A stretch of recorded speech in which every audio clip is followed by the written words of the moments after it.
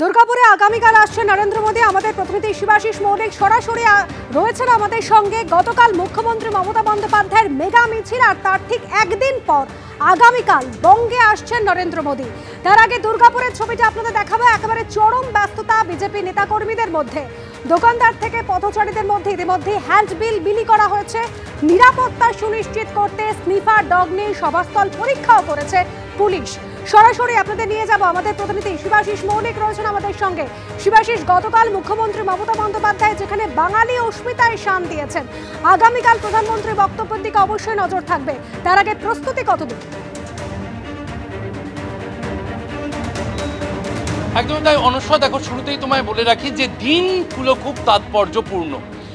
আজ আমরা যে 17 জুলাইতে দাঁড়িয়ে রয়েছি, আগামীকাল 18 জুলাই, এবং তার ঠিক 50 দিন আগে 29শে মে আলিপুর দুয়ারে সভা করেছিলেন প্রধানমন্ত্রী নরেন্দ্র মোদী। সেদিন তৎকালীন রাজ্য বিজেপি সভাপতি সুকান্ত মজুমদার জানিয়েছিলেন মাসে মাসে পশ্চিমবঙ্গ সফরে আসবেন প্রধানমন্ত্রী নরেন্দ্র মোদী। এবং মে মাসের পর আবার জুলাই মাসে আমরা দেখছি ঠিক 50 দিনের মাথায় প্রধানমন্ত্রী নরেন্দ্র মোদী তিনি কিন্তু আসতে চলেছেন দুর্গাপুরে। উত্তরবঙ্গের পর এবারে তার গন্তব্য কিন্তু দক্ষিণবঙ্গ।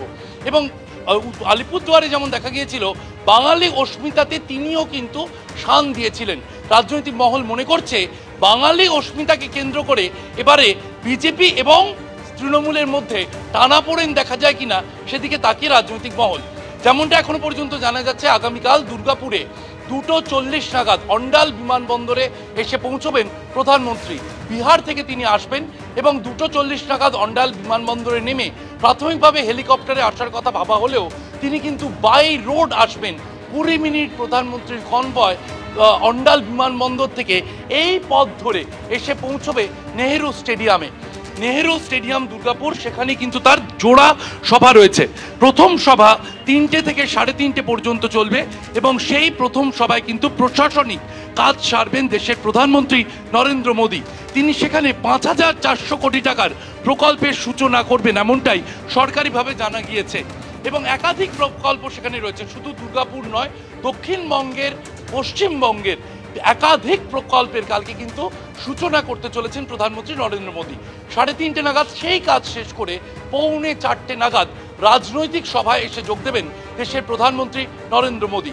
এবং সেখানে তিনি 45 মিনিট রাজনৈতিক সভায় মঞ্চে থাকার কথা। 4:30 পর্যন্ত তিনি থাকবেন এবং সেখানে আনুমানিক 30 মিনিটে তার একটা বক্তব্য তুলে ধরার কথা রয়েছে।